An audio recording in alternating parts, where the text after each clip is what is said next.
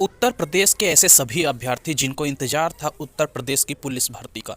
जी हाँ, हम बात करने वाले हैं जो उत्तर प्रदेश में पुलिस की भर्ती होने वाली है। अब तक की सबसे बड़ी भर्ती कितने पदों पर होगी, किनके किनके लिए होगी, कौन से अभ्यर्थी इसमें आवेदन कर सकते हैं, इन सभी चीज़ों को हम इस वीडियो में जानने वाले हैं। तो ऐसे जितने भी साथी जो इंतज़ार कर रहे थे कि कब उत्तर प्रदेश में पुलिस की भर्ती जो है वो आएगी, उनका एक सपना था खाकी वर्दी पहनने का। काफ़ी दिनों से उनको इंतज़ार था कि भर्ती कब आएगी। तो भर्ती का जो नोटिफिकेशन है उनके लिए बहुत ही अच्छी खुशखबरी है कि जो भर्ती का नोटिफिकेशन है वो रिलीज़ कर दिया गया है। और ये जो आया है, ये भर्ती का नोटिफिकेशन आप यहाँ पे देख सकते हैं कब आया है।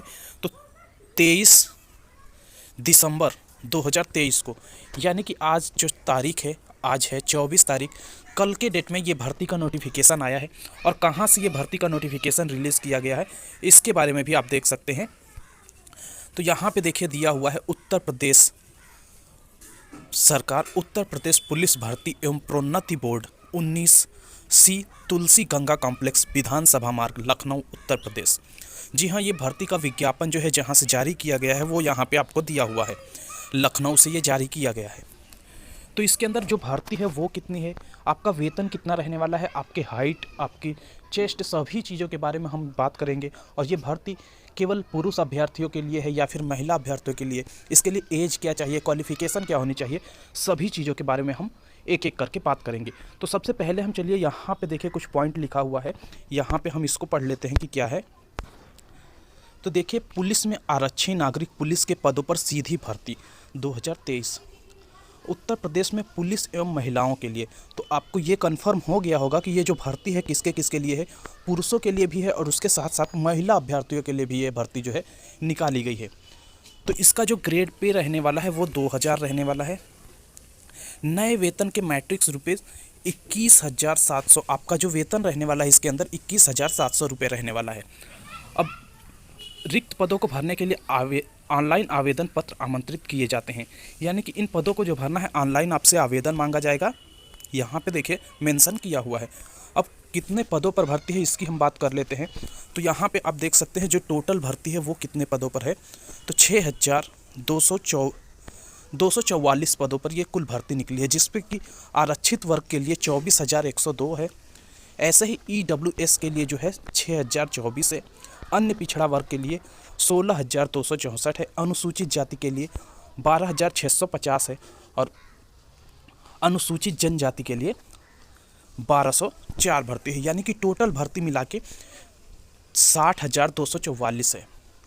जो टोटल वैकेंसी है 60,244 है, जिसमें कि पुरुष भी आवेदन कर सकते हैं, यानी कि और फिर भी महिला स्टूडेंट्स के लिए भी ये भर्ती जो निकाली गई है। इसमें देखिए आप नीचे की ओर आएंगे, आवेदन कब से शुरू होगा, कब से हम ऑनलाइन कर सकते हैं, इसके बारे में दिया गया है। तो इसका जो आवेदन हम कर सकते हैं 27 तारीख तक, और ऑनलाइन आवेदन जमा करने की जो तिथि है 27 से स्टार्ट हो रहा है आवेदन करने का। और फिर जो उसका लास्ट डेट है वो है 16/1/2024, यानी कि 27 दिसंबर से लेके 16 जनवरी 2024 तक आपका ये जो फॉर्म है वो ऑनलाइन आवेदन इसके बीच में आप कर सकते हैं।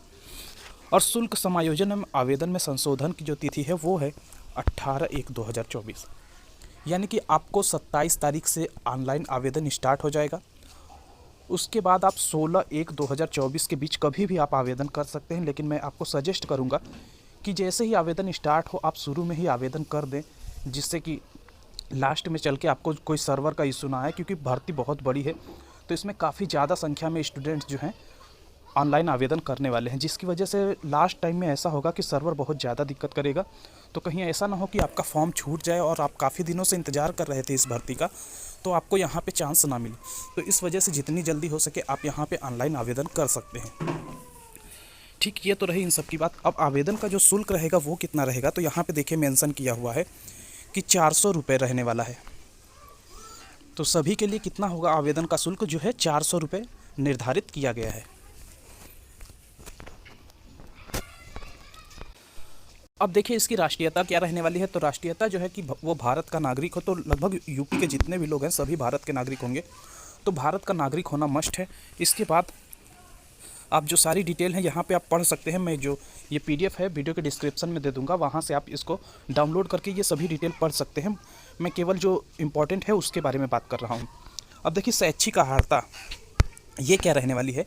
तो शैक्षिक अहर्ता जो है यहाँ से भारत में विधि द्वारा स्थापित बोर्ड द्वारा 10वीं एवं 12वीं कक्षा में उत्तीर्ण या सरकार द्वारा मान्यता प्राप्त उसके समकक्ष अहर्ता होनी चाहिए। यानी कि जो क्वालिफिकेशन आपसे मांगी जा रही है 10th और 11th का, 10th और 12th का, 10वीं और 12वीं आपका जो है कंफर्म क्वालिफाई होना चाहिए। ठीक, अब बात करते हैं किसको किसको एक्स्ट्रा छूट मिलने वाली है। तो यहाँ पे देखिए दिया हुआ है कि अन्य बातों के समान होने पर ऐसे अभ्यर्थी को अधिमान यानी कि प्रीफरेंस दिया जाएगा जिसने या तो DOE-ACC या फिर कंप्यूटर में उनके पास O लेवल का सर्टिफिकेट प्रमाण पत्र होना चाहिए, प्रादेशिक सेना में न्यूनतम 2 वर्ष की अवधि तक सेवा की हो, या फिर राष्ट्रीय कैडेट कोर का B प्रमाण पत्र उनके पास हो। तो इन सभी चीज़ों के होने पर आपको एक्स्ट्रा बेनिफिट मिलेगा, प्रेफरेंस दिया जाएगा। ठीक, अब हम एज की बात कर लेते हैं। तो देखिए पुरुष अभ्यर्थी के लिए जो एज दिया गया है यहाँ पे लिखा हुआ है कि पुरुष अभ्यर्थी ने दिनांक 1/7/2023 को 18 वर्ष की आयु प्राप्त कर ली हो और 22 वर्ष की आयु प्राप्त ना की हो, अर्थात अभ्यर्थी का जन्म 2 जुलाई 2001 से पूर्व अथवा 1 जुलाई 2005 के बाद का नहीं होना चाहिए। यानी कि इसमें अप्लाई करने के लिए जो एज का है वो है कि आपने 18 वर्ष की आयु पूरी कर ली हो और 22 वर्ष से कम हो आपकी आयु। तो यहाँ पे आयु का जो डेट है वो भी दिया हुआ है कि 2 जुलाई 2001 से पूर्व का कोई भी कैंडिडेट इसमें अप्लाई नहीं कर सकता। 2 जुलाई 2001 से पहले यदि आपका जन्म हुआ है तो आप यहाँ पर अप्लाई नहीं कर सकते हैं, या फिर 1 जुलाई 2005 के बाद का नहीं होना चाहिए, या फिर आपका जन्म 1 जुलाई 2005 को के बाद का ना हो। इसके अंदर का कोई भी कैंडिडेट यहाँ पे अप्लाई कर सकता है जिसने 10th और 12th पास कर रखा है, 10वीं और 12वीं का एग्ज़ाम जो है वो पास कर रखा है, तो वो यहाँ पे अप्लाई कर सकता है। तो इस डेट को ध्यान रखिएगा, 2 जुलाई 2001 से पूर्व अथवा 1 जुलाई 2005 के बाद का नहीं होना चाहिए। और फिर महिला अभ्यर्थियों की बात करें यदि, तो महिला अभ्यर्थियों में क्या है, यहाँ पे कुछ एक्स्ट्रा छूट मिला हुआ है। महिला अभ्यर्थियों ने दिनांक 1/7/2023 को 18 वर्ष की आयु प्राप्त कर ली हो। यानी कि आपका जो एज है 1/7/2023 को 18 वर्ष की आयु कंप्लीट होनी चाहिए और 25 वर्ष की आयु प्राप्त ना की हो। यानी कि यदि आप इसके बाद 25 वर्ष की आयु से अधिक होते हैं तो आप यहाँ पे अप्लाई नहीं कर सकते हैं। तो यहाँ पे दिया हुआ है कि अर्थात महिला अभ्यर्थी का जन्म 2 जुलाई 1998 से पूर्व, यानी कि आपका जन्म यदि 2 जुलाई 1998 के पहले हुआ है तो आप यहाँ पे अप्लाई नहीं कर सकते हैं, अथवा 1 जुलाई 2005 के बाद आपका जन्म हुआ है तब भी आप अप्लाई नहीं कर सकते हैं। किस केस में, यदि आप महिला अभ्यर्थी हैं तो यहाँ पे एक्स्ट्रा लगभग इन्हें 25 वर्ष का डिफरेंस दिया गया है, लेकिन वहाँ क्या है पुरुष के केस में सिर्फ 22 वर्ष का दिया गया है। यहाँ 25 वर्ष तक फिल कर सकते हैं, लेकिन वहाँ पे क्या मांगा है 22 वर्ष, 21 कंप्लीट होना चाहिए और 22 से अधिक नहीं होना चाहिए। यानी कि 21 के आप हैं तो भर सकते हैं और 22 से ज़्यादा यदि आपकी एज है तो आप यहाँ पे अप्लाई नहीं कर सकते हैं। ठीक, तो ये रही इसकी बात। और इसके अलावा बात करते हैं यदि कास्ट को लेकर जो छूट मिलती है वो छूट तो आपको प्रदान ही की जाएगी। तो और नेक्स्ट पॉइंट देखते हैं जो इम्पोर्टेंट है। अब यहाँ पे हम वैवाहिक स्थिति की बात कर लेते हैं। तो यहाँ पे देखिए नोट किया हुआ है ये वाला कि नियुक्ति के लिए ऐसा पुरुष अभ्यर्थी पात्र न होगा जिसकी एक से अधिक पत्नियां जीवित हों। यानी कि ऐसा पुरुष अभ्यर्थी जिसकी एक से अधिक पत्नियां जीवित हो वो इस भर्ती के लिए पात्र नहीं होगा, या ऐसी महिला अभ्यर्थी पात्र न होगी जिसने ऐसे पुरुष से विवाह किया हो जिसकी पूर्व से एक पत्नी जीवित हो। या फिर महिलाओं के केस में यदि बात करें तो ऐसी महिला अभ्यर्थी इसकी पात्र नहीं होगी जिसने ऐसे पुरुष से विवाह किया हो जिसकी पहले से एक पत्नी जीवित हो और दूसरी शादी इसने की हो, तो ऐसी महिला अभ्यर्थी भी पात्र यहाँ पे नहीं होगी। अब बात करते हैं परीक्षा के पैटर्न को लेकर कि परीक्षा जो है लिखित होगी या फिर ऑनलाइन होगी। तो जो यहाँ पे मेंशन किया हुआ है पूरी तरीके से क्लियर कर दिया गया है कि जो परीक्षा होगी वो किस फॉर्मेट में होगी। तो आपकी लिखित परीक्षा होगी। ऐसे अभ्यर्थी, और इसमें टोटल नंबर की बात करें तो 300 नंबर का आपका जो पेपर है वो होगा। कुल कितने प्रश्न होंगे, तो 150 प्रश्न होंगे और प्रत्येक प्रश्न के लिए 2 अंक निर्धारित है। और यदि आपका क्वेश्चन गलत होता है तो उसके लिए -0.5% अंक जो है काट दिए जाएंगे, यानी कि माइनस मार्किंग भी है कितने के, 0.5 अंक का माइनस मार्किंग है एक प्रश्न आपका यदि गलत होता है तो। और जो पेपर का समय रहने वाला है, यानी कि कुल टोटल कितने प्रश्न होंगे आपके, कुल 300 नंबर के क्वेश्चन होंगे। क्वेश्चन कितने होंगे, तो 150 क्वेश्चन आपके होंगे, 150 क्वेश्चन जो है आपको करने होंगे। प्रत्येक प्रश्न के लिए 2 अंक निर्धारित है और एक क्वेश्चन आपका गलत होने पर -0.5 अंक काट दिया जाएगा। और परीक्षा का जो टाइम रहने वाला है 2 घंटे का टाइम रहने वाला है, ठीक है। और यहाँ पे ये भी बताया गया है कि इन लोगों को जैसे पहले से ही मालूम है कि अभ्यर्थियों की संख्या बहुत ज़्यादा होने वाली है, तो ये क्या कराएंगे, पेपर या तो एक दिन में 2 पालियों में करा सकते हैं, और यदि उसमें भी कम पड़ रहे हैं तो ये लोग दूसरे दिन भी रिजर्व कर सकते हैं। दूसरे दिन भी जो बचे हुए अभ्यर्थी हैं उनका पेपर हो सकता है, यानी कि एक ही डेट फिक्स नहीं है, 2 डेट में भी पेपर हो सकता है, 1 डेट में भी हो सकता है, और कई पालियों में पेपर हो सकते हैं, और वहाँ पे प्रश्न पत्र भी अलग अलग होंगे। लेकिन इसके लिए नॉर्मलाइजेशन की प्रक्रिया का पालन किया जाएगा। यहाँ पे देखिए मेंशन किया हुआ है कि नॉर्मलाइजेशन किया जाएगा। तो यदि 2 डेट में पेपर होते हैं तो नॉर्मलाइजेशन, या फिर 2 पाली में भी पेपर होता है तो नॉर्मलाइजेशन यहाँ पे इसमें लागू होने वाला है।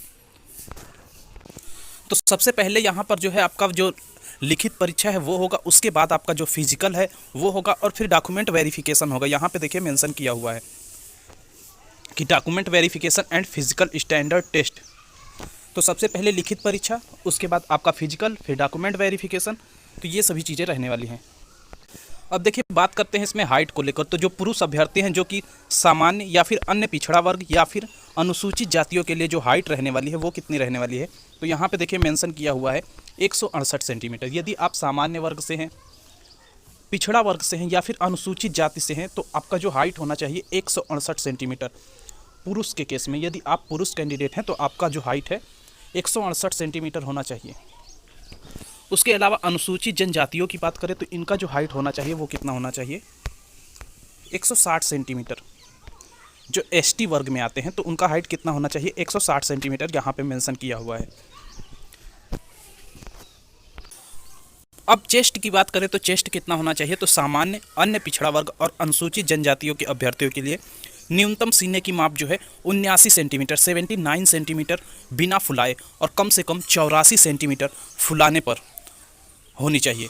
किसके किसके लिए, जो सामान्य वर्ग के हैं, अन्य पिछड़े वर्ग के हैं और अनुसूचित जाति के जितने भी अभ्यर्थी हैं उनके जो सीने की माप होनी चाहिए 79 सेंटीमीटर बिना फुलाए और कम से कम 84 सेंटीमीटर फुलाने पर होनी चाहिए, यानी कि 5 सेंटीमीटर सीना आपका फूलना चाहिए। अनुसूचित जनजातियों की बात करें तो उनके लिए जो चेस्ट दिया गया है, यानी कि एसटी कैंडिडेट के लिए 77 यानी कि 77 सेंटीमीटर बिना फुलाए और कम से कम 82 सेंटीमीटर होना चाहिए फुलाने पर। ठीक, अब बात करते हैं महिला अभ्यर्थियों की। तो महिला अभ्यर्थियों के केस में जो है सामान्य, अन्य पिछड़ा वर्ग और अनुसूचित जाति की महिलाओं के लिए जो न्यूनतम जो हाइट दी गई है वो दिया गया है 152 सेंटीमीटर, यानी कि 152 सेंटीमीटर होना चाहिए। और जो एसटी वर्ग से महिला कैंडिडेट आते हैं उनके जो हाइट दिया गया है 147 सेंटीमीटर होना चाहिए। अब वजन के बारे में देखिए दिया हुआ है महिला कैंडिडेट के लिए। तो महिला कैंडिडेट के लिए जो वज़न की बात की गई है कि उनका जो वज़न होना चाहिए न्यूनतम 40 किलोग्राम होना चाहिए, यानी कि 40 किलोग्राम से कम है यदि आपका वज़न तो आप यहाँ पे फॉर्म को अप्लाई नहीं कर सकते हैं। तो आपका वज़न 40 किलोग्राम लगभग होना चाहिए। अब यदि दौड़ की बात करें तो जो पुरुष अभ्यर्थियों के लिए है 4.8 किलोमीटर की दौड़ है, कितने मिनट में, 25 मिनट में आपको 4.8 किलोमीटर की दौड़ पूरी करनी होगी पुरुष अभ्यर्थियों के लिए। और महिला अभ्यर्थियों के लिए 2.4 यानी कि 2.4 किलोमीटर की दौड़ 14 मिनट में पूरी करनी होगी। ठीक, यदि आप ये दौड़ कंप्लीट नहीं कर पाते हैं तो आप इस भर्ती प्रक्रिया से क्या है बाहर कर दिए जाएंगे। तो पुरुष अभ्यर्थी जो है 4.8 किलोमीटर की दौड़ है, उनके लिए कितना समय है, 25 मिनट का समय दिया गया है। और महिला अभ्यर्थियों के लिए 2.4 किलोमीटर का दौड़ है और कितने मिनट टाइम है, 14 मिनट टाइम है। यदि परीक्षा में प्रश्न पत्र की बात करें तो उसमें जो जनरल नॉलेज के क्वेश्चन रहने वाले हैं, कौन कौन से टॉपिक होंगे यहाँ पे दिया गया है। जीके के क्वेश्चन आपके रहेंगे, उसके अलावा सामान्य हिंदी के, फिर उसके बाद आपके संख्यात्मक मानसिक योग्यता यानी कि मैथ के क्वेश्चन, और आपके वहाँ पे जो है रीजनिंग के भी क्वेश्चन जो है यहाँ पे आएंगे। अब कौन कौन से क्वेश्चन आएंगे ये आपको सिलेबस में डाउनलोड करके देख लेना है। मैं पीडीएफ का लिंक जो है डिस्क्रिप्शन में दे दूंगा, वहाँ से आप डाउनलोड कर सकते हैं। तो इस प्रकार से ये थी पूरी जानकारी कि यूपी पुलिस में जो भर्ती आने वाली है उसके लिए क्या क्या महत्वपूर्ण जो जानकारी है ये सभी आपको मैंने बता दिया है। तो आशा करता हूँ आपको वीडियो पसंद आई होगी। वीडियो पसंद आए तो वीडियो को लाइक कर दें, चैनल पे पहली बार आए हैं तो चैनल को सब्सक्राइब कर लें और अधिक से अधिक दोस्तों में शेयर करें, ताकि जितने भी लोग इस भर्ती का इंतजार कर रहे हों सभी के पास ये नोटिफिकेशन पहुँचे और सभी यहाँ पर अपना फॉर्म जो है अप्लाई कर सकें। तो चलिए मिलते हैं नेक्स्ट वीडियो में, तब तक के लिए धन्यवाद।